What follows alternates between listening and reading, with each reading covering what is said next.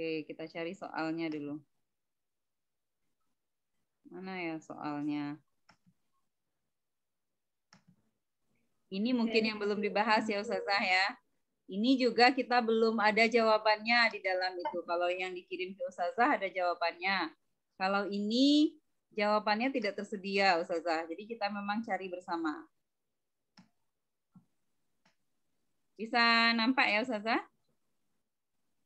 Soalnya? Nampak, Bu. Ya. Oke.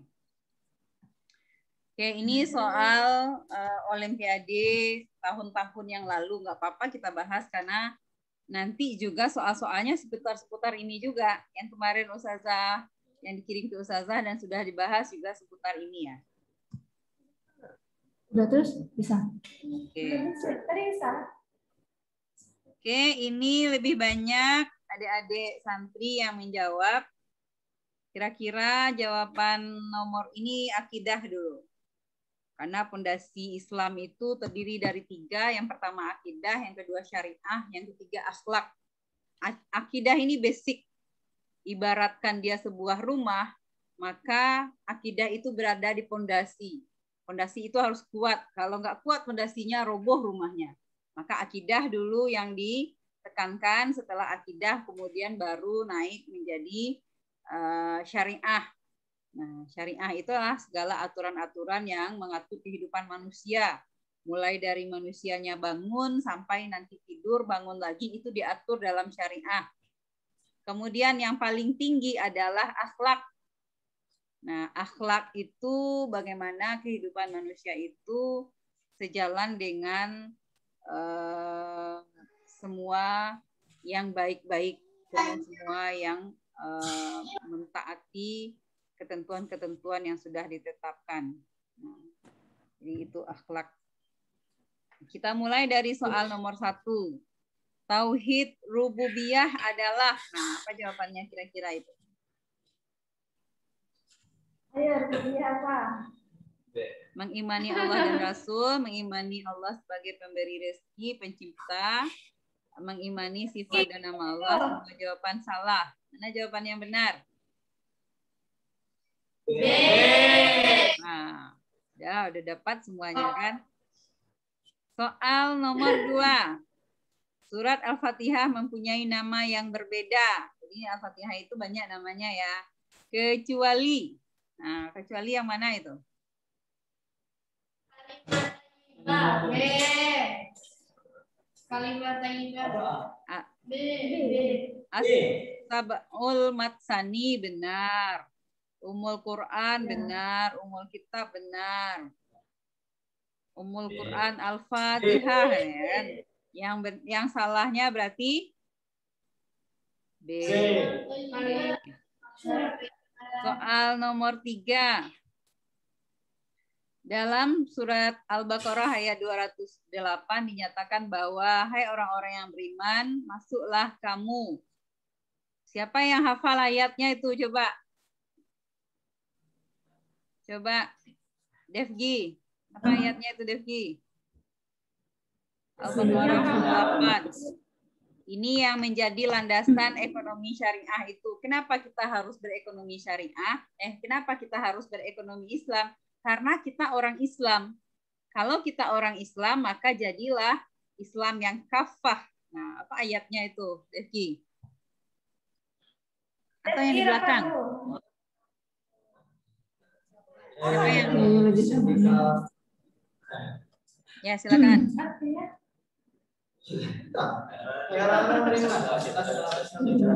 Ayatnya bukan artinya. Kalau artinya udah ada tuh, tulis ayatnya.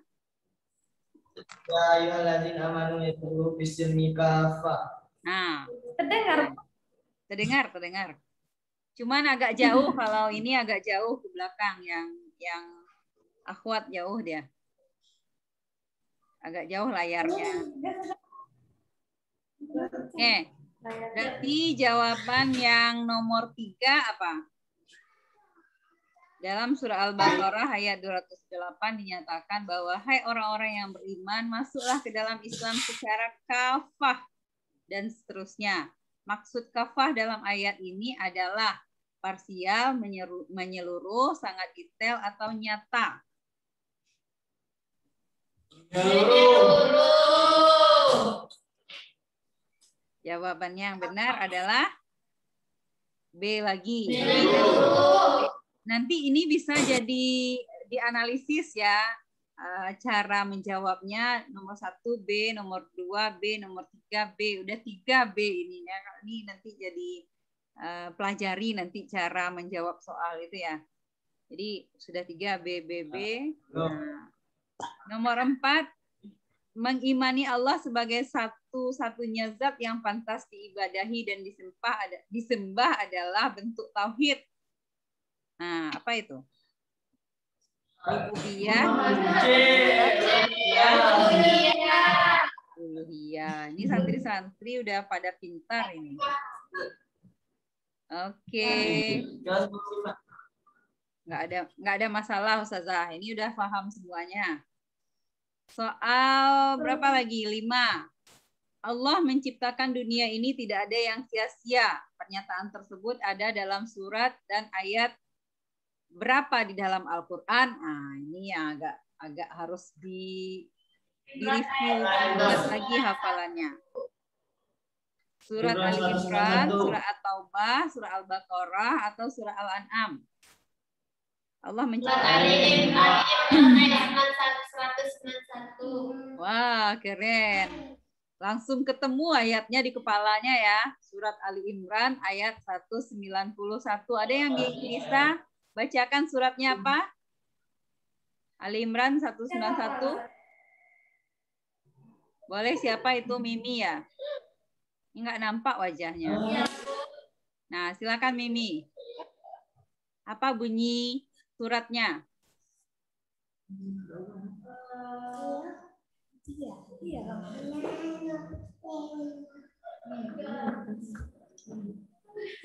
Gak ingat Bu. Belum merajaah Bu. Gak apa-apa, jangan takut. Don't worry.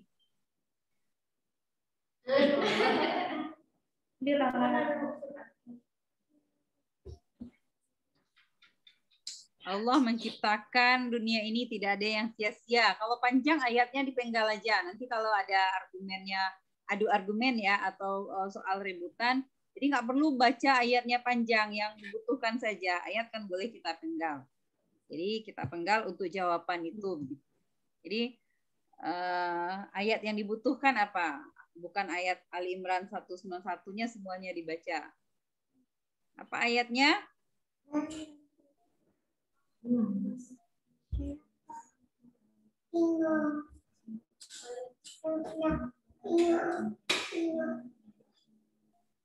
Mana kok nggak ada suaranya?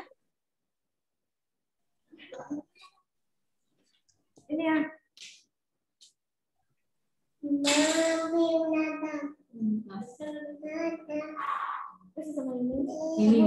Ini.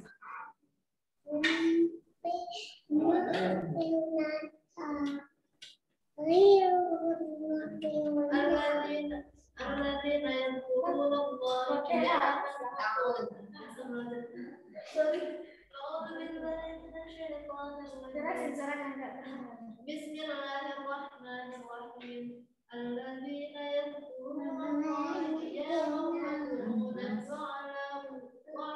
wa 'ala junubihim wa tafakkaruna fi khalqis samawati wal ardi rabbana ma khalaqta hadha batilan subhanaka faqina 'adzaban nar. Artinya yaitu orang-orang yang mengingat Allah sambil berdiri atau duduk atau dalam keadaan berbaring, dan mereka memikirkan tentang penciptaan langit dan bumi seraya berkata, ya Tuhan kami, tiadalah Engkau menciptakan ini dengan sia-sia. Maha suci Engkau, maka peliharalah kami dari siksa neraka. Oke, terima kasih Mimi ya. Ini sudah bisa mendeteksi ayat surat berapa, ayat berapa itu tentang ayat-ayat ekonomi nanti ya. Berikutnya kita masuk ke soal nomor 6. Diam sebentar sebelum dan sesudah membaca Al-Fatihah dalam sholat merupakan syarat, sah, wajib, sunnah. Mana yang benar? Syarat. Syarat sahnya sholat, syarat wajib.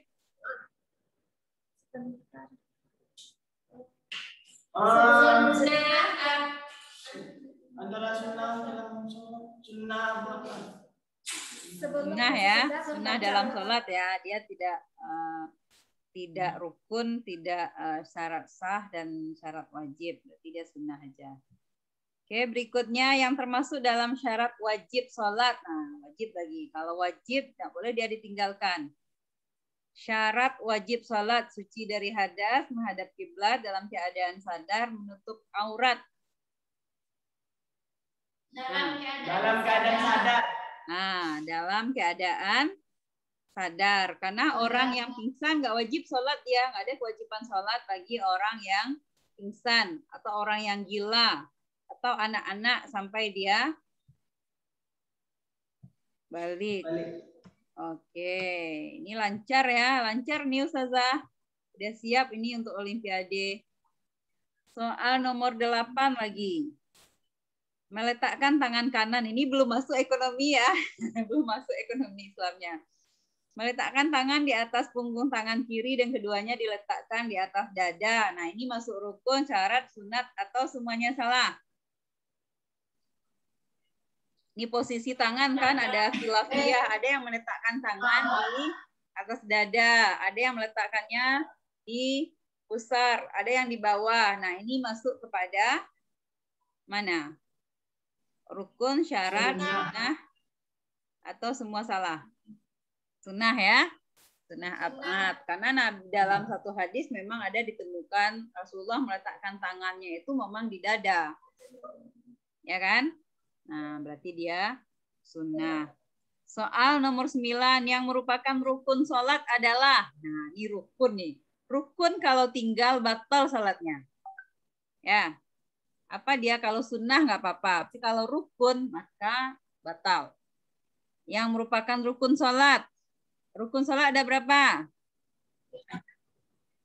Duduk tawaruk. Rukun sholat adalah duduk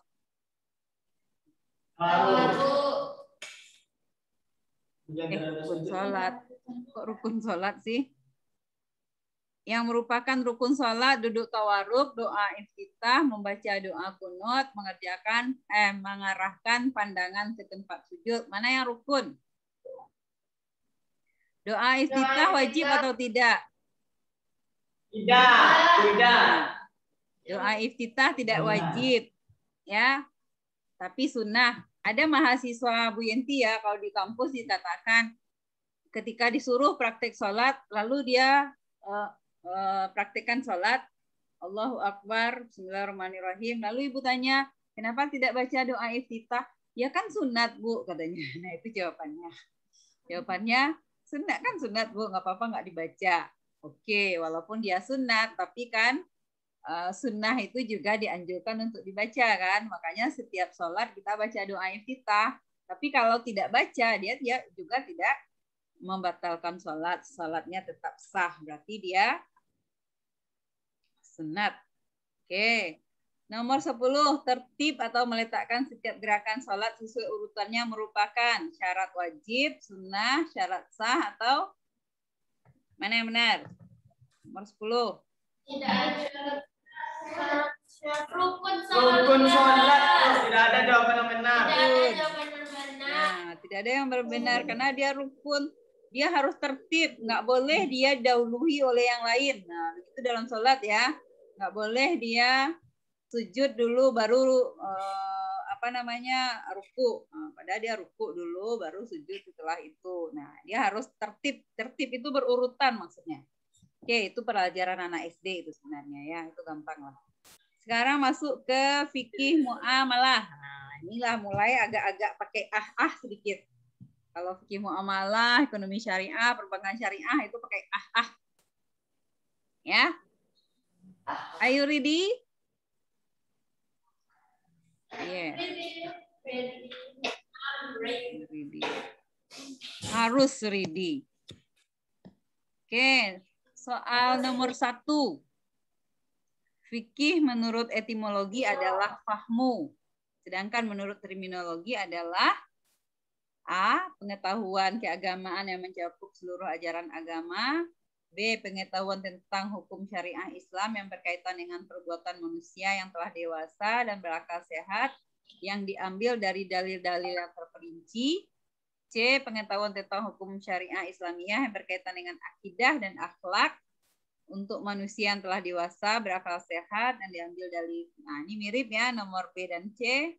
D. Pengetahuan tentang hukum syariah yang berkaitan dengan ibadah untuk manusia yang telah dewasa dan berakal sehat, yang diambil dari dalil yang terperinci.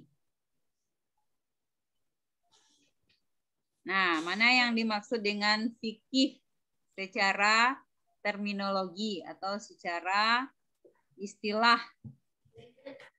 Mana yang benar? B. B, C, atau D? Dia harus sepakat ya, karena tim. Karena kalau tim dia pilihannya hanya boleh 1, nggak boleh dia pilihnya A, B, C. Pilihnya cuma 1. B. Yang benarnya mana? B. Sepakat B? Ya, B.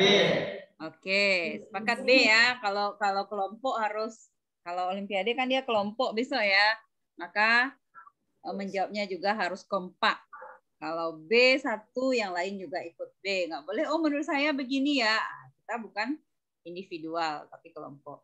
Yang benar itu adalah pengetahuan tentang hukum syariah Islamiyah yang berkaitan dengan perbuatan manusia yang telah dewasa dan berakal sehat yang diambil dari dalil yang terperinci. Nah, itu yang disebut dengan fikih. Jadi tidak semua dalam Al-Quran dan Sunnah yang bisa dipahami oleh manusia, karena aturan syariat yang bersumber dari Al-Quran dan Sunnah itu banyak juga yang sifatnya global. Benar nggak seperti itu? Ya, Sazah ya. Jadi Al-Quran terkadang sifatnya global. Lalu bagaimana bisa manusia memahaminya? Maka di sanalah ada ijtihad ulama yang disebut dengan fikih. Nah, apa itu fikih? Fikih itu adalah fahmud daqiq, pemahaman yang mendalam. Lalu di sanalah ulama menafsirkan, lalu sehingga kemudian lahirlah pemahaman, sehingga di sana muncullah ilmu yang disebut dengan ilmu fikih. Nah, fikih ini yang kemudian terbagi 2, ada fikih muamalah, ada fikih ibadah. Fikih muamalah berkaitan dengan aktivitas manusia dengan manusia lainnya. Fikih ibadah aktivitas manusia dengan Allah. Nah, itu bedanya ya. Oke, berikutnya. Berikutnya nomor 12 yang menjadi objek kajian fikih muamalah adalah hukum syariah yang menyangkut interaksi antar manusia yang terikat dengan harta benda. Hukum syariah yang menyangkut interaksi manusia yang terikat dengan harta benda seperti syirkah, syuf'ah, jual beli, dan hiwalah. Hukum-hukum syariah yang menyangkut interaksi antar manusia yang terkait dengan harta benda seperti syirkah, ariyah, jual beli, dan munabazah. Semua benar. Mana dia? Nomor 12. Coba tengok satu. Mana yang benar? Semua benar.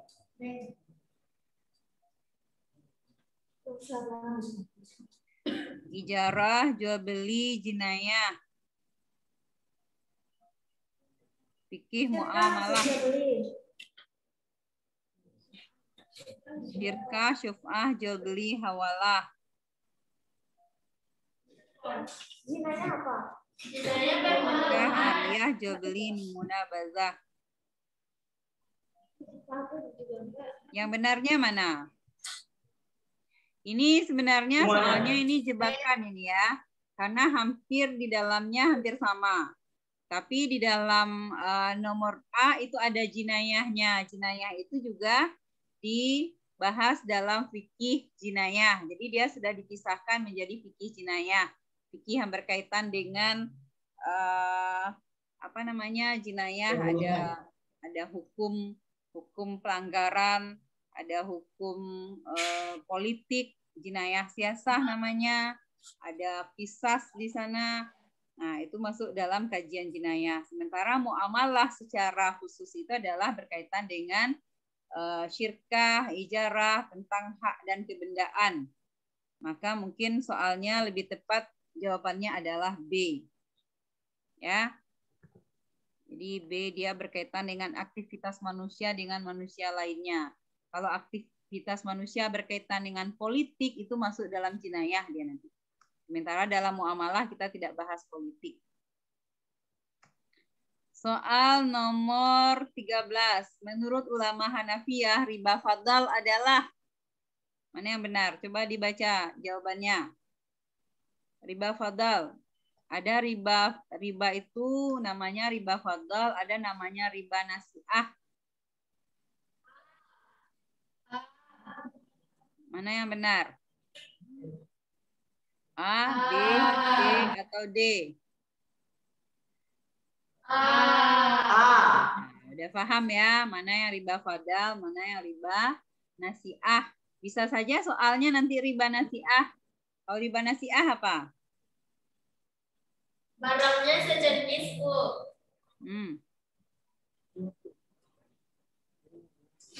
Kalau riba fadl barangnya sejenis dan ada tambahan. Kalau riba nasiah barangnya sejenis tapi yang satu lebih banyak. Pembayaran akhir. Kalau riba fadl itu tukar menukar barang sejenis yang tidak sama banyak. Nah, ini dia riba fadl. Namanya fadl ada kelebihan.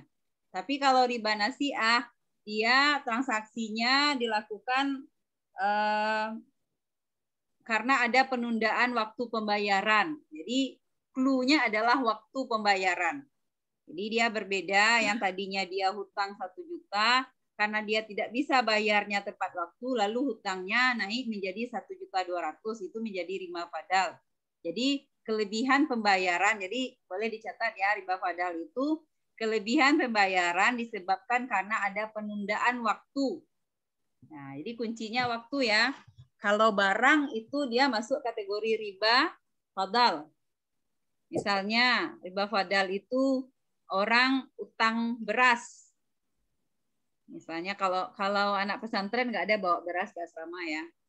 Nah, kalau di kos kan orang masak ya. Kalau masak, kemudian dia berasnya habis, lalu pinjam dulu beras tetangga, beras teman. Pinjam 1 liter, maka bayar harus 1 liter. Ya, nggak boleh minta bayar 1/4 liter. Nah, itu yang disebut dengan riba fadl. Ada kelebihan 1/4 liter. Kelebihannya itulah yang disebut dengan riba fadl.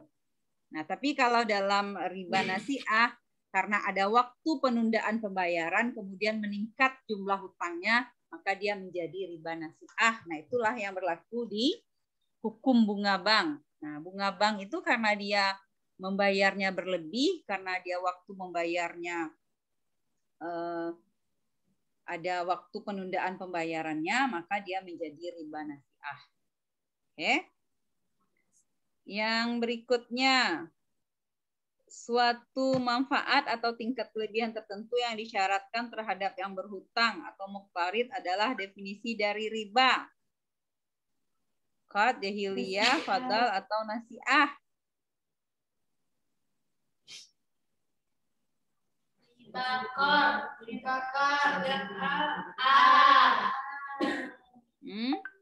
Ada riba qard, ada jahiliyah, ada fadah, ada nasiah. Ada muqtarid di sini kuncinya ya. Yang benarnya adalah qard. Walaupun ada ulama yang membagi riba itu hanya ada 2, riba fadah dan riba nasiah. Tapi ada ulama yang membaginya menjadi 5. Nah, kalau di sini karena kuncinya adalah suatu manfaat atau tingkat kelebihan tertentu yang disyaratkan terhadap yang berhutang atau muqtarid adalah definisi dari riba qard. Ya. Soal berapa lagi? 15. Pertukaran antar barang sejenis dengan kadar atau takaran yang berbeda, sedangkan barang yang dipertukarkan itu termasuk dalam jenis barang ribawi, adalah definisi dalam riba. Qard, jahiliyah, fadal, atau nasi'ah. Ini udah dijelaskan tadi. Mana yang benar? A, B, C, D. Ini udah dicontohkan tadi. Pertukaran antar barang sejenis, beras dengan beras tadi. C.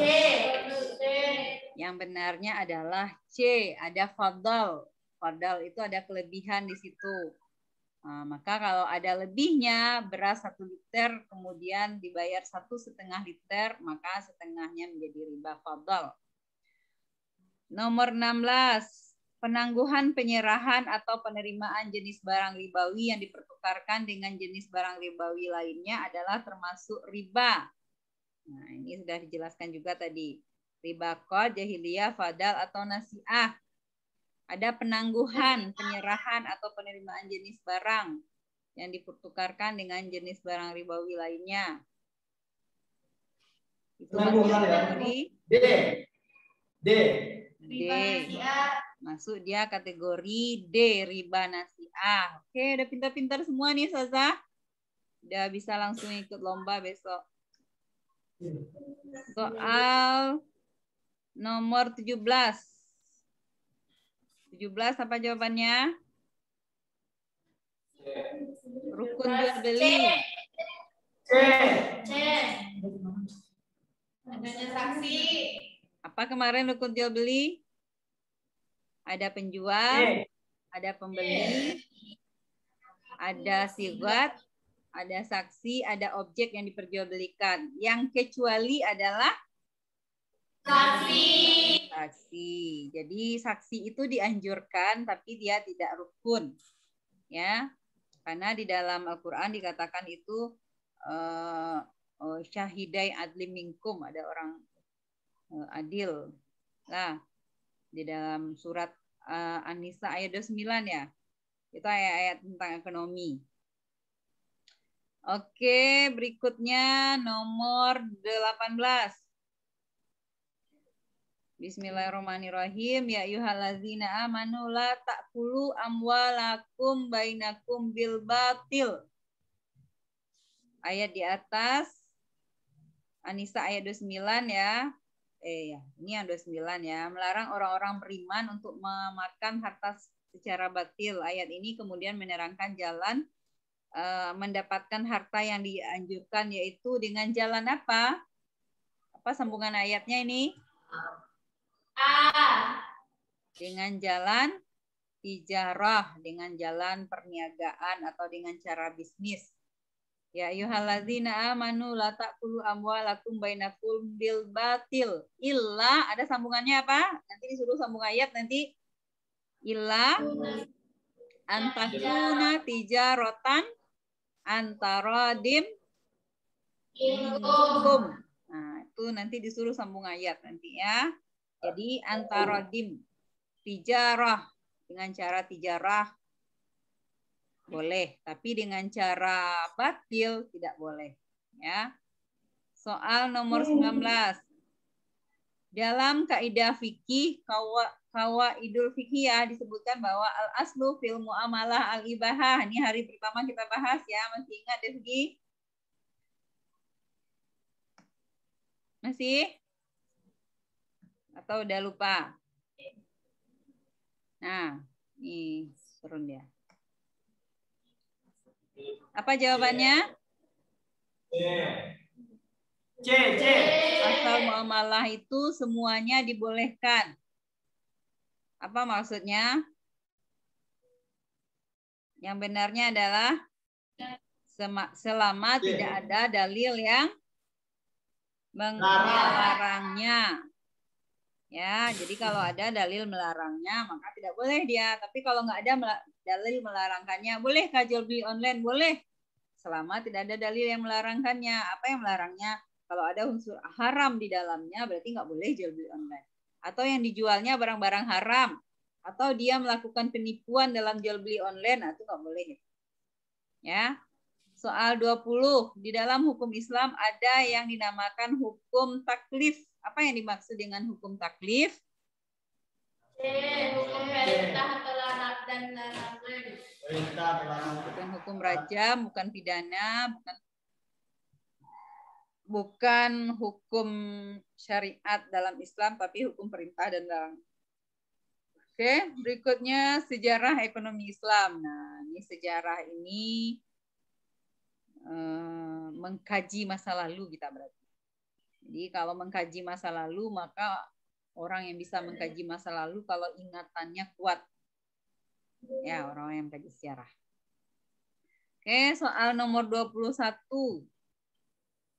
Pemikiran Abu Yusuf dalam bidang ekonomi Islam adalah tentang apa? Pertanian, pengendalian harga, keuangan publik, atau perdagangan.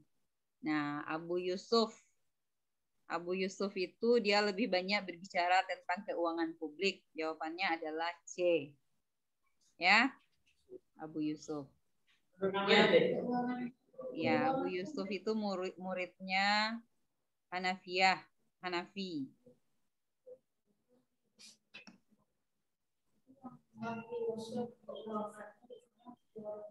Soal nomor 22. Ulama dalam bidang ekonomi yang dikenal luas dalam menjelaskan mata uang adalah Al-Kindi, Abu Yusuf, Al-Maghrizi, atau Zaid bin Ali. Nah, ini apa yang benar ya? Ulama dalam bidang ekonomi yang dikenal luas dalam menjelaskan mata uang. Yang menjelaskan mata uang itu Al-Maghrizi. Nah, jadi Al-Maghrizi yang lebih banyak berbicara tentang mata uang ya. Al-Maghrizi. Itu ada dalam buku ekonomi. Ada dalam buku ekonomi Islam itu. Ini agak mulai susah nih soalnya nih. Kitab Al-Amwal yang berisi kumpulan hadis dan athar tentang sumber-sumber pemasukan dan pos-pos pengeluaran ini pada masa Rasulullah ya adalah karya Al-Kindi, Abu Ubaid, Al-Maghrizi, Abu Yusuf. Ini perlu Abu Ubaid. Abu Ubaid ya, Abu Ubaid. Oke. Perbedaan utama antara ekonomi Islam dengan ekonomi konvensional menurut Bakir As-Sadar. Bakir As-Sadar ini tokoh iktisad. Apa jawaban yang benar? Mungkin di soal lain juga udah ketemu ya. Mana yang benar? Teorinya, kesimpulannya, filosofinya, ilmu ekonominya. Jawabannya yang lebih tepat itu adalah filosofinya. Perbedaan utama antara ekonomi Islam dengan ekonomi konvensional itu di filosofinya. Ya. Jadi bukan di teorinya, tapi di filosofi. Bagaimana ekonomi Islam itu dikaji secara filosofinya. Ya. Nomor 24 lagi, Bu. 24 tertinggal ya, nomor 24 ya.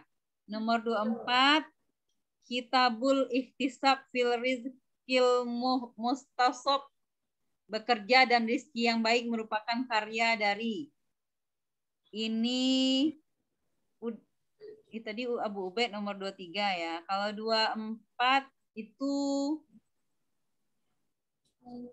kitab Ihtisab fil Rizqi Mustasab. Enggak ada.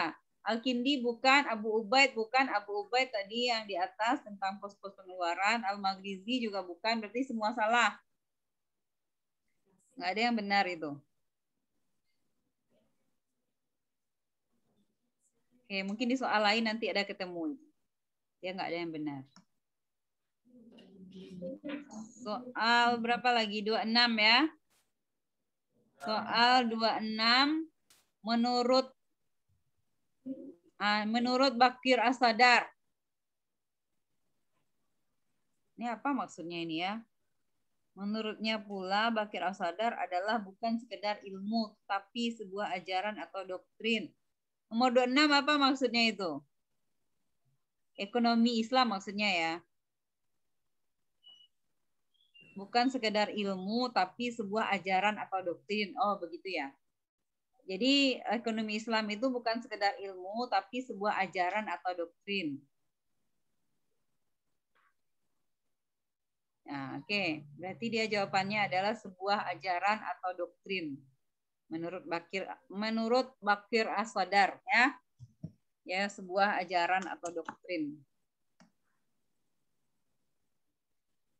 Soal nomor 27.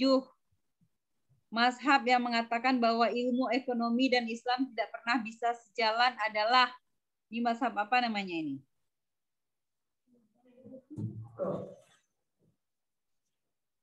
Ilmu ekonomi dan Islam tidak pernah bisa sejalan. Mazhab mainstream, mazhab alternatif, mazhab Bakir As-Sadar, mazhab Al-Ghazali. Ada enggak diketemu ini di soal yang lain?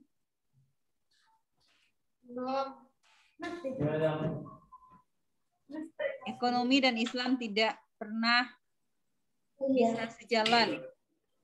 Ini perlu di searching nanti ya. Ini kita tangguhkan dulu. Apakah ini pernyataan Bakir As-Sadar atau siapa ini? Nomor 27 ini. Ilmu ekonomi dan Islam tidak pernah bisa sejalan. Kita lihat karya Bakir As-Sadar dulu. Ekonomi dan Islam tidak bisa sejalan, berarti ekonomi Islam nggak bisa berjalan di tengah-tengah masyarakat.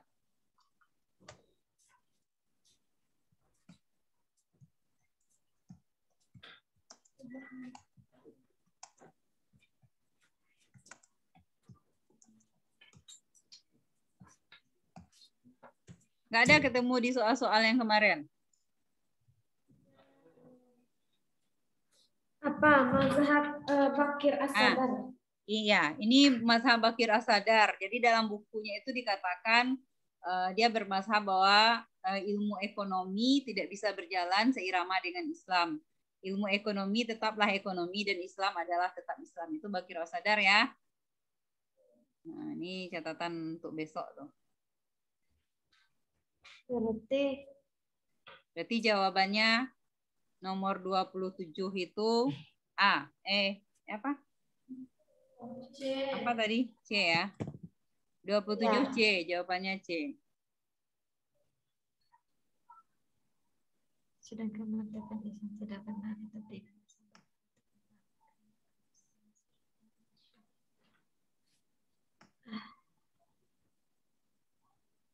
Ini kok hilang dia?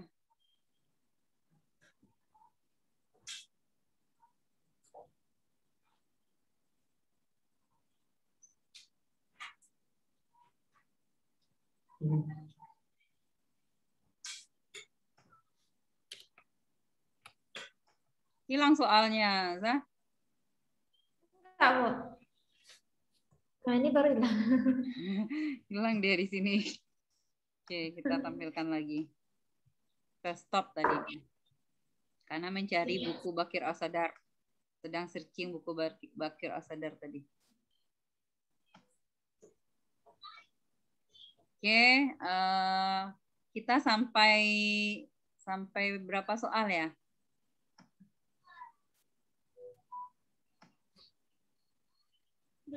Tadi terakhir 27 ya, 28 lagi. Sedangkan mazhab yang mengatakan Islam pasti benar, tapi ekonomi Islam belum tentu benar karena ekonomi Islam hasil pikiran manusia adalah. Itu mazhab siapa itu? Nomor 28. Mazhab alternatif ya. Mazhab alternatif. Mazhab alternatif. B. Mazhab alternatif. B. B. Siapa ada B? Enggak ada soalnya. Nah, ini yang familiar ini. Tokoh-tokoh mazhab mainstream. Tokoh mazhab mainstream adalah ini dipelopori oleh Umar Chapra, Abdul Manan, Najatullah Siddiqui. Ya.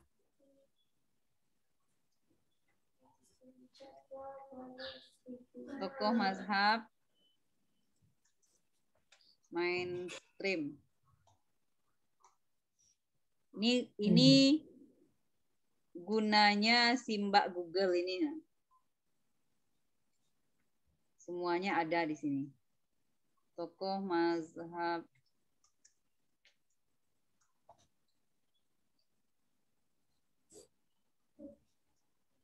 Ya, yang benarnya itu Umar Japra, Abdul Manan, Najatullah Siddiqui. Yang benarnya jawabannya D.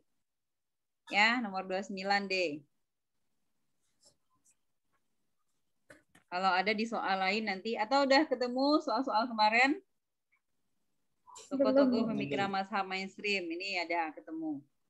Abdul Manan, Monzerkaf satu, di sini nggak ada Monzerkaf. Monzerkaf nggak ada ya. Yang ada itu Umar Japra, Abdul Manan, Najatullah Siddiqui ya. Yang benar dia D. Nomor 30 lagi. Dalam teori ekonomi Islam tidak mengenal teori time value of money. Benar atau salah? Nomor 30. Salah. Salah. Benar. Dalam teori ekonomi Islam tidak mengenal teori time value of money. Benar atau salah atau semua salah atau tergantung keadaan. Salah. Kalau salah berarti time value of money dikenal dalam Islam. Ya. Ya. Islam hanya mengenal konsep economic value of time. Nah, value of time. Berarti time value of money salah dong? Iya. Nah, kalau salah berarti ini tidak mengenal teori time value of money. Salah berarti mengenal dia berarti. Berarti tergantung keadaan lah ya. 30. Ya. Apa 30? Benar. 30. Ini ada bilang gini, Bu. Hasil penelitian menyimpulkan bahwa Islam tidak mengenal konsep time value of money. Islam hanya mengenal konsep economic value of time. Dan pandangan Islam, uang hanyalah sebagai alat tukar, bukan sebagai barang dagangan atau komoditas. Jadi kalau time value of money itu dia menghalalkan riba dia, karena uang hari ini berbeda nilainya dengan mata uang hari ini, berbeda nilainya dengan mata uang hari esok. Makanya dia membenarkan konsep riba. Berarti benar jawabannya. Karena dia ada tidak, kan di sini judulnya tidak mengenal teori time value of money. Ya, dalam konsep riba dia tidak boleh. Berarti benar. Tapi dalam keadaan tertentu gimana? Tergantung keadaan. Nah, berarti Islam tidak mengenal time value of money. Karena kalau mengenal time value of money, berarti dia membenarkan riba. Jadi jawabannya benar atau salah? Benar. Kok salah? Kalau salah berarti benar. Tidak. Benar jawabannya. Benar jawabannya. Jawabannya benar. Konsep time value of money itu salah. Ya. Tidak mengenal berarti tidak membenarkan time value of money. Maka berarti pernyataannya benar. Sejarah kenabian. Ini mungkin udah biasa nih ya Ustazah ya. Ini nggak perlu kita bahas lah ya. Nomor 31. Kalau sejarah perlu juga Ustazah. Yang nomor, kita sampai 50 aja ya. Ini udah setengah 10. Soal nomor 31 itu tentang sejarah kenabian. Atau perlu kita bahas juga? Oke, kita bahas lah ya. Pada ayat fasda bima. Ini kalau baca ayat tertulis ini susah ya. Fasda bima tu'maru. Coba baca. Wais, apa bacaannya? Wais. Fasda. Nomor berapa? Al-Hijr ayat 44.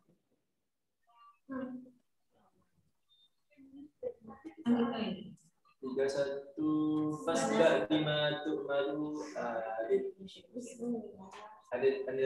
sedikit. A'udzu billahi minasyaitonir rajim. Bismillahirrahmanirrahim. Fasda bima tu'maru adil musyrikin. Mana yang benar? Siarkanlah apa yang diperintahkan kepadamu, jangan kamu pedulikan kaum musyrik. Ini perintah orang untuk berdakwah ekonomi Islam ini ya. Jadi nanti kalau Uwais atau Devji nanti di kampung, pulang kampung ceramah, maka ceramahnya tentang ekonomi Islam ya. Tidak lagi tentang puasa, manfaat puasa segala macam, itu sudah selesai dibahas orang, itu sudah banyak dibahas orang di ceramah-ceramah sebelumnya. Tapi tentang ekonomi Islam itu jarang orang ceramah itu. Bagaimana ekonomi Islam yang benar, bagaimana orang memproduksi yang benar, bagaimana menjadi produsen konsumen yang benar, bagaimana mendapatkan harta yang sesuai dengan syariat. Nah, itu boleh didakwahkan nanti kalau di kampung ya. Atau yang akhwat ya kalau pulang kampung kan boleh juga ceramah. Kalau Bu Yenti ceramahnya di masjid, ceramah tentang ekonomi Islam. Ini hari di komplek nanti ada ceramah Ramadan tanggal 27, nanti ceramahnya tentang ekonomi Islam. Enggak ada. Ya. Lanjut ya, berarti memulai dakwah. Nomor 31 itu memulai dakwah secara terang-terangan ya. Jadi jangan takut. Ini Ustazah, satu pengalaman ketika Bu Yenti berceramah-ceramah tentang ekonomi syariah, kemudian mengatakan bahwa bunga bank itu haram, lalu orang banyak yang masih bekerja di bank konvensional ya, bahkan alumni kita pun ada yang bekerja di konvensional. Lalu orang-orang yang seperti itu kemudian melakukan tindakan perlawanan ya, seperti itulah, perlawanan itu agak lebih vulgar lagi. Artinya mereka kemudian berdebat, sama saja kok bank konvensional dengan bank syariah lah dan lain-lainnya ya. Nah, itu perlu untuk kita lakukan pendekatan secara baik sehingga mereka tidak tersinggung bahwa memang dalam ajaran Islam itu praktek ribawi itu dilarang. Sehingga tidak jarang orang sekarang bahkan itu banyak malahan ada komunitas bulan puasa ngomongnya belepotan. Ada komunitas orang-orang yang berhenti dari bank konvensional kemudian meninggalkan pekerjaannya, meninggalkan gajinya yang menurut mereka sudah tidak nyaman lagi, kemudian keluar dari bank konvensional bergabung dalam bentuk ex-bank namanya. Ex-bank itu mantan-mantan orang yang bekerja di bank konvensional. Ya. Jadi mulai dakwah secara terang-terangan. Al-Hijr ayat 94. Soal nomor 32 adalah masalah akidah. Setiap nabi tidak lain hanyalah menegaskan akidah yang sama yang dibawa oleh para rasul sebelumnya tanpa perubahan dan perbedaan sama sekali. Apa maksud akidah yang sama? Nama yang sama yaitu mengesahkan Tuhan. Oke, itu nggak perlu kita bahas ya. 33 apa jawabannya? Aqabah pertama, Baitul Aqabah. Ke-5, ke-8, ke-10 tidak ada yang benar. Nomor 33. Tidak ada yang benar ya. Nah, itu dicarilah, rasanya tidak ada yang benar. Ya, nanti dicari ya sejarah ya. Di depannya Ke-5, ke-8, ke-10 atau tidak ada yang benar? Nuser yang ke depan. 33. Berarti nggak ada yang benar kan?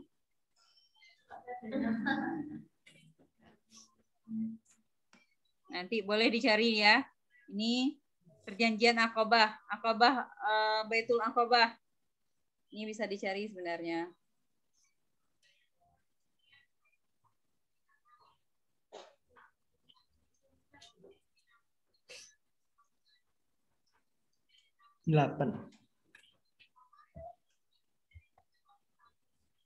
Kapan perjanjian Baitul Aqabah? Aqabah pertama. Aqabah itu dia bersumpah setia kepada Muhammad. Isi bayat itu ada 3 perkara. Tahun berapakah itu? Ke-8.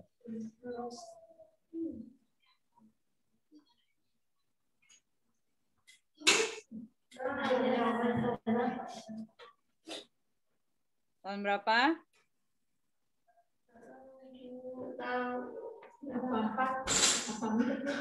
Ke-8 rasanya. Ada ke-8 di situ. Tidak ada yang benar. Nggak ada yang benar kan? Berarti tidak ada yang Ya, benar. Bu.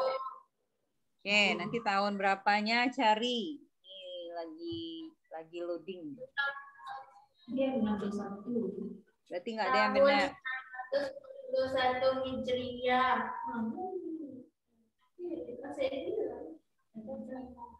Iya, ini kelebihan nih. Nggak ada pilihannya di situ. 621 nggak ada di situ. Oke. 34 berapa orang yang hadir di Baitul Aqabah? 12 orang ya. 12. Pertama 12 orang penduduk Yasrib. Oke. Jadi dia bersumpah setia itu 12 orang. Apa isinya? Nah, isinya perlu juga dipersiapkan ya. Isinya itu tidak menyekutukan Allah dengan sesuatu apapun, melaksanakan apa yang Allah perintahkan, meninggalkan apa yang dilarang, itu sumpah setia isinya. Itu boleh dicatat. Apa isi Baitul Aqabah?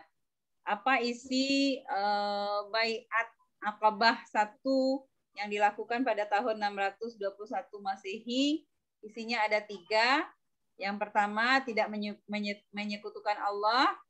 2, melaksanakan perintah Allah. 3, meninggalkan larangan Allah. Itu isinya ya. Dia berupa ikrar atau baiat.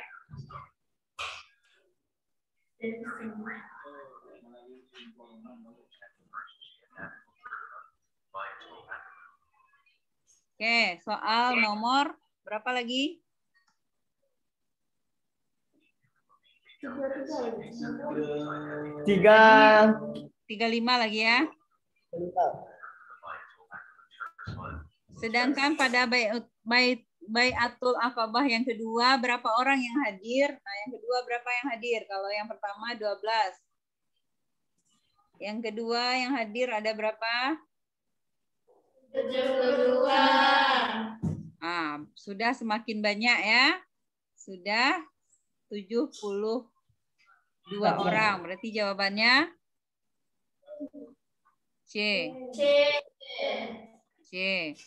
Nomor 35 jawabannya 75 ya. B. 75 atau 72? 75 kan?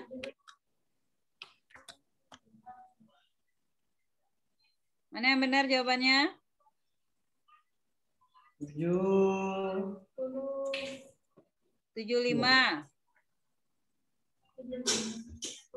Baterainya sedikit lagi. Ini. Begitu. Nggak ada rata. Itu ada rata. Apa nak? Warna apa yang campur warna hijau muda? Hijau muda sama kuning jadi oranye. Kuning sama Oranye. Berapa jawaban yang benar? 75 ya.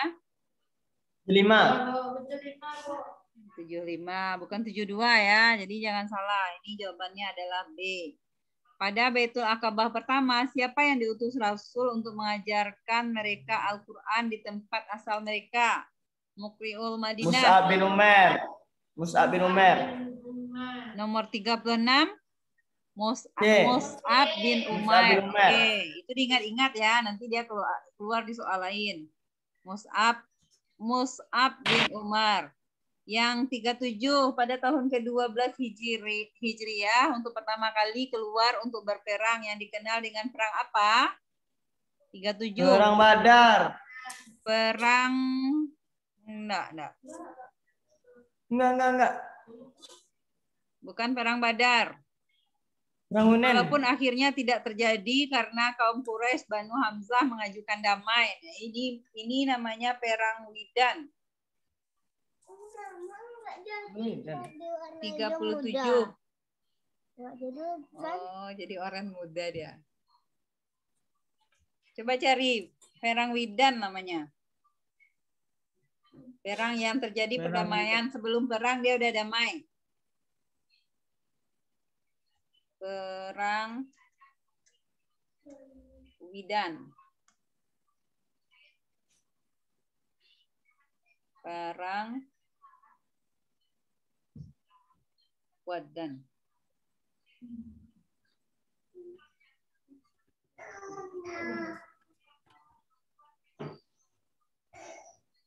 Mana yang benarnya nih?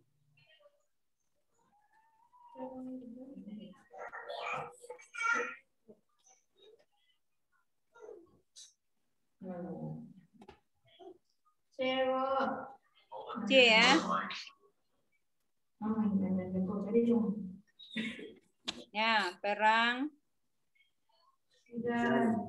pertama Nabi ya. Perang Wadan atau Widan.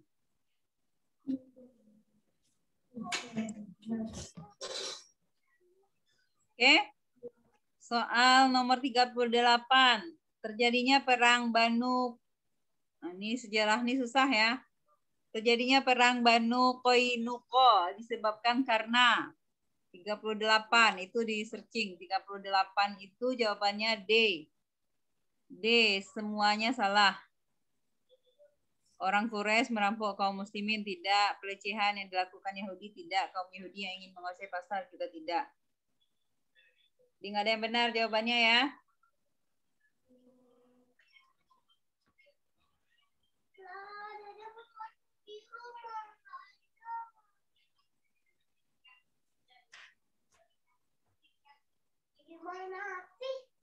Ya, yang tadi benar perang Widan.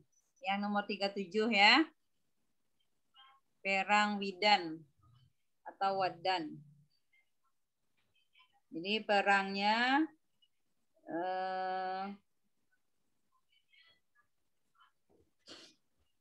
ending perangnya itu adalah mereka mengadakan perjanjian kerjasama dengan Bani Damrah yang tinggal di rute perdagangan kafilah Quraisy di Widan. Kesepakatan tersebut berisi kesanggupan Bani Damrah untuk membantu kaum muslimin apabila dibutuhkan. Jadi dia terkait dengan rute perdagangan kafilah. Akhirnya mereka bersedia membantu Rasulullah dan penduduk Madinah. Nomor 37 tadi Widan. Berikutnya, pelajaran apa yang dapat diambil terhadap perang Uhud? Nah, perang Uhud. Ketaatan terhadap perintah Rasul. Udah enggak pesantren sekarang? Coba tanya. Apa yang bisa ibrah diambil dari perang Uhud? C. Terkuatnya sifat kaum munafikin. Ketaatan terhadap perintah Rasul, pengorbanan para sahabat Rasul, terkuatnya sifat kaum munafik, atau semua jawaban benar? C. C ya? Bukan ketaatan terhadap perintah Rasul. Beliau harus taat ya, Rasulnya nggak taat. Iya, Kak. Iya. Perintah Rasul kan 39. Terkuatnya sifat kaum munafikin. Ini perang Uhud ya, perang Uhud. Kita lihat perang Uhud. Itu taat dengan Rasul kan? Iya, dia pergi karena iya. Berarti dia taat kepada Rasul kan, perintah Rasul kan?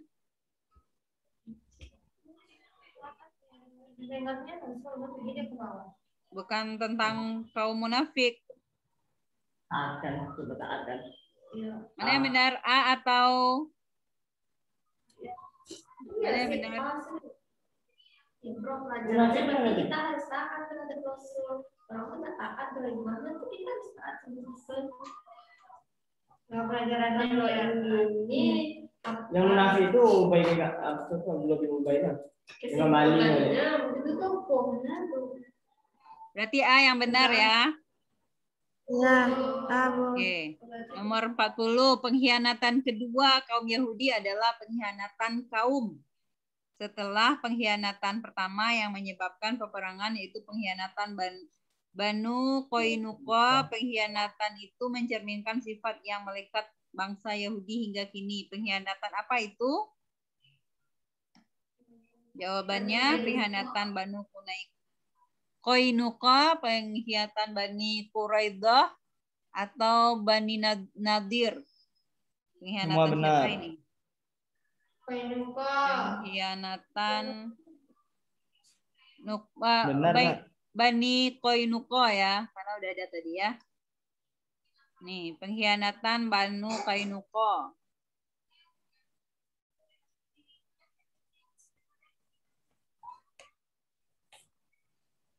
Oke? Nadir. Bani Qainuqa. Itu yang pertama kan kok. Kan ada di soalnya Banu Qainuqa. Disebut dia pengkhianatan Banu Qainuqa. Soal nomor 41 sampai 50 itu tentang mikroekonomi. Nah, mikroekonomi. Kita sampai 50 aja ya. Sampai jam 10 ya. Oke. Bangunan ekonomi Islam didasarkan pada 5 nilai universal, yaitu tauhid, adil, nubuah, khilafah, dan ma'at. Dari 5 pondasi tersebut dibangunlah 3 prinsip derivatif, yaitu A, B, C, atau D. Habis kering juga tenggorokan kalau lombanya seperti ini nanti ya. Yang 41 mana yang benar itu? Social justice, multiple ownership, dan freedom to act. Bangunan ekonomi Islam didasar atas 5 universal. 3 prinsip derivatif dalam fondasi ekonomi Islam. Social justice, multiple ownership, dan freedom to act. Social justice. Ada telepon deh. Assalamualaikum. Di rumah.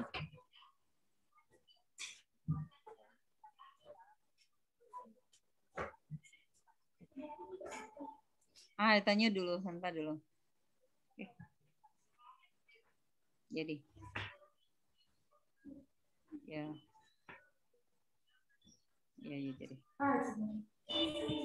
Oke.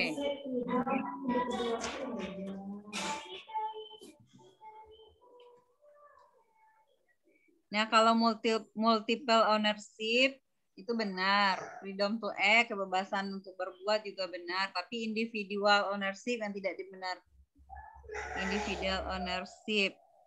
Nah, ini boleh dicari nanti ya. Rasanya yang benar itu adalah social justice, multiple ownership, dan freedom to act. Jawabannya D. Soal nomor 42, menurut Al-Ghazali, kesejahteraan dari suatu masyarakat tergantung kepada pencarian dan pemeliharaan 5 tujuan dasar. 5 tujuan dasar yaitu Tujuan dasar nggak dapat. Agama, jiwa, akal, dan keluarga. apa yang benar? Hifzuddin, hifzul mal, hifzul nafs, hifzul apa lagi? Hifzul akal. Yang terakhir hifzul nafsab ya. Ada 5. Berarti ini pondasi. Ya. Ad-darurah al-khamsah namanya ya. 5 kebutuhan pokok. Yang ke-43, sebelum Adam Smith membuat buku fenomenal berjudul The Wealth of Nation, 7 abad sebelumnya hidup seorang ulama yang bernama Abu Ubaid. Nah, ini Ubaid nih, Al-Qasim bin Salam, yang hidup tahun 774 sampai 838 Masehi. Menulis hampir sama seperti yang ditulis oleh bapak ekonomi tersebut dalam kitabnya yang berjudul Al-Amwal, Al-Kharat, Risalah As-Sabab, Ini yang tidak adilnya ekonomi konvensional ya. Tokoh ekonomi Islam itu sebenarnya sudah membahas lebih dahulu, tapi kemudian dinobatkanlah Wealth of Nation ini sebagai Adam Smith ini sebagai bapak ekonomi. Padahal dia ilmunya sudah ada di tokoh ekonomi Islam sebelumnya. Dalam kitab yang bernama apa? 43? Al-Amwal tadi. Ya, tadi sudah ada soal sebelumnya kan? Namanya Al-Amwal. Ya, jadi bukan tokoh ekonomi itu bukan Adam Smith sebenarnya, tapi sudah ada jauh sebelum itu tahun 774 itu sudah dibahas dalam kitab Al-Amwal. Ini yang fenomenanya. Nomor 44. Menurut Abu Yusuf, seorang murid Abu Hanifah. Tadi udah juga Abu Yusuf kan di soal yang awal-awal tadi. Murid Abu Hanifah, pendiri mazhab Hanafi. Jadi kalau di pesantren sudah tahu lah ya, nama tokohnya, nama imamnya adalah Imam Abu Hanifah. Ya, pendiri mazhab Hanafi. Pengikutnya namanya adalah Hanafiyah. Ya. Pengikut Imam Hanafi namanya Hanafiyah. Assalamualaikum.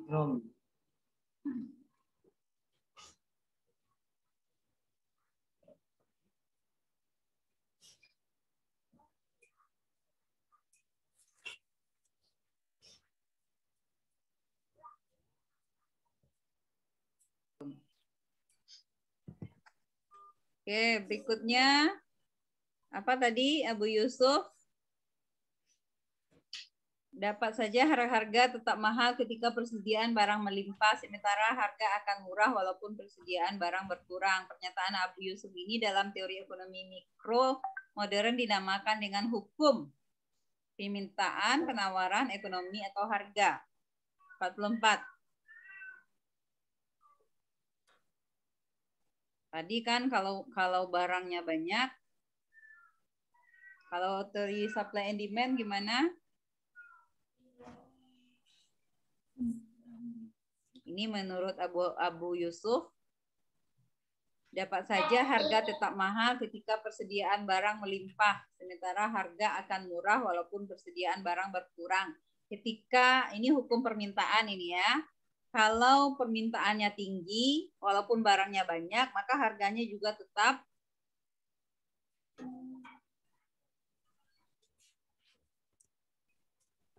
Halo. Ini semakin jauh aja yang akhwat. Jadi ini adalah hukum permintaan ya. Nah, beda halnya dengan ketika barangnya sedikit, permintaan banyak, maka harga melonjak.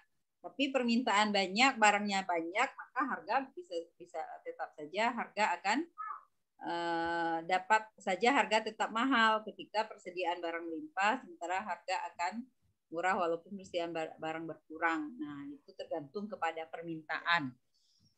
Ya, banyak barang tapi permintaan sedikit, maka harga juga akan turun. Tapi banyak barang, permintaannya banyak, harga bisa juga menjadi naik. Ya. Dan hukum dasarnya adalah kalau barang sedikit, permintaan banyak, harga melonjak tinggi biasanya. Berikutnya nomor 45, Al-Ghazali mengatakan bahwa dengan mengurangi margin keuntungan dengan menjual pada harga yang lebih murah akan meningkatkan volume penjualan. Dan ini pada gilirannya akan meningkatkan keuntungan. Dari pernyataan di atas dapat disimpulkan bahwa Al-Ghazali telah memahami konsep elastisitas. Penawaran. Oke, 45. Penawaran atau harga. Ini ada harga di bawah nih. Penawaran. Harga. Yang benarnya itu harga. Harga. Jadi kalau terlalu mahal, bukan penawaran itu ya, harga itu. Harga. Nomor 46, perbedaan antara ekonomi Islam dengan ekonomi konvensional terletak pada teorinya, ilmunya, filosofinya, atau kesimpulannya. Filosofinya. Nah, tadi udah ada juga ya soal tadi. Sudah dibahas juga tadi. Udah ada di nomor berapa tadi itu? Berikut ini adalah tokoh-tokoh mazhab mainstream kecuali. Nah, ini balik-balik lagi kan? Tadi ini juga sudah ada. Kecuali siapa? Umar Syafra, Timur Quran, Abdul Manan, Nejatullah Siddiqui. Tadi nomor berapa tadi sudah ada soal seperti ini. Mana yang tidak termasuk? Timur Quran. Nah, itu asal buat aja itu ya. Berarti jawabannya mendukung jawaban yang sebelumnya. 48, mazhab yang menyatakan bahwa penggunaan istilah ekonomi sudah menyalahi konsep Islam itu sendiri. Oleh karena itu, mazhab ini lebih memilih istilah iktisad dibandingkan ekonomi. Adalah mazhab siapa ini? 48. Ini yang tadi sudah kita bahas ya, mazhab Bakir As-Sadar tadi. Bahkan katanya ekonomi berjalan sendiri, Islam juga berjalan sendiri. Ini mazhab yang mengatakan bahwa penggunaan istilah ekonomi sudah menyalahi konsep Islam itu sendiri. Ya, itu mazhab Bakir As-Sadar. 48. 49, berikut ini adalah asumsi yang dipakai dalam pengembangan teori konsumsi Islami, kecuali kewajiban zakat, tidak adanya riba, halal produk, infak. 49. Kecuali ini pengembangan teori konsumsi. Zakat iya, tidak ada riba iya, halal produk iya, kecuali infak. Ya, infak tidak masuk dia. Berarti D, kecuali D. Nomor 50. Gambar di atas mengilustrasikan pembentukan harga karena maisir, bai'un najasi, taghrir atau riba. 50. Ini dampak riba tadi ya. Jadi riba tadi. Riba. Ini ada 10 lagi. Kita selesaikan atau gimana nih, Ustazah? Selesaikan aja lah, Bu, tanggung. Selesaikan aja lah. Udah jam 10 ya. Oh iya. Tolong, Kak. Nah, kita cepat aja ya.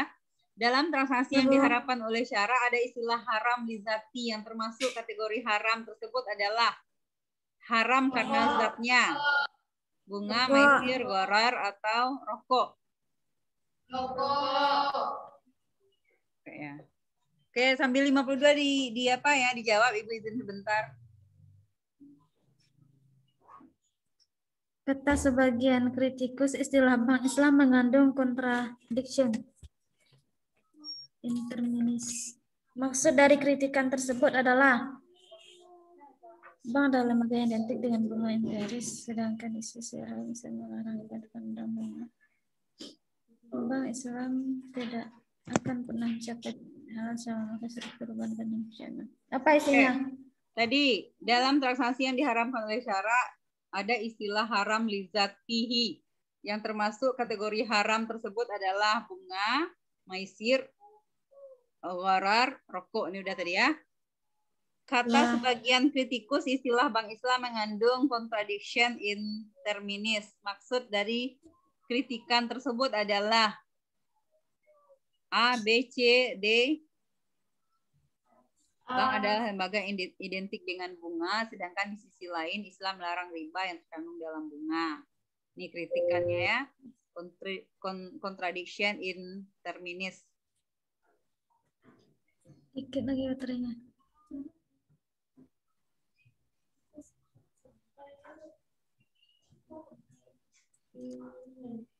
Mana yang benar? Oke, A. 53. Pak Cecep memiliki seekor burung merpati yang sedang terbang kabur dari kandangnya. Pak Cecep kemudian menjual burung tersebut kepada Pak Aceng. Setelah Pak Aceng sepakat untuk melakukan akad jual beli burung merpati tersebut, Pak Cecep baru berusaha untuk menangkap burung tersebut. Pak Cecep tidak mendapatkan kepastian kapan burung tersebut dapat di-delivery. Termasuk dalam jual beli apakah ilustrasi di atas? A, B, C, atau D? Mana yang benar? Ini sudah kita bahas di fikih muamalah.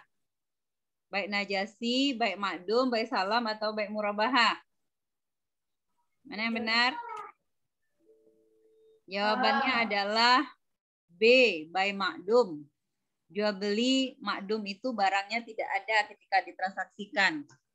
Dan tidak ada kepastian dia akan ada. Kalau jual beli salam dia bisa dipastikan dia akan dibuatkan. Tapi kalau makdum burungnya itu akan kembali pulang atau tidak, nah itu tidak ada yang mengetahuinya. Nah, itu namanya jual beli makdum. 54. Tuan A menjual 5 ekor ikan yang berada di kolamnya kepada Tuan B. Karena ikan masih di dalam kolam, menyulitkan pihak B menawar dan menentukan harga jual beli dari kelima ikan tersebut. Menurut definisi fikih, jual beli tersebut termasuk jual beli makjuzi, salam, makdum, murabahah. Mana yang benar ini? Kok hilang? Walah, sajahnya hilang. Oke, peserta lombanya ternyata gangguan sinyal. Tinggal saya sendiri. Oke, sampai di sini dulu. Berikutnya kita bahas soal-soal Olimpiade Ekonomi Syariah berikutnya. Assalamualaikum warahmatullahi wabarakatuh.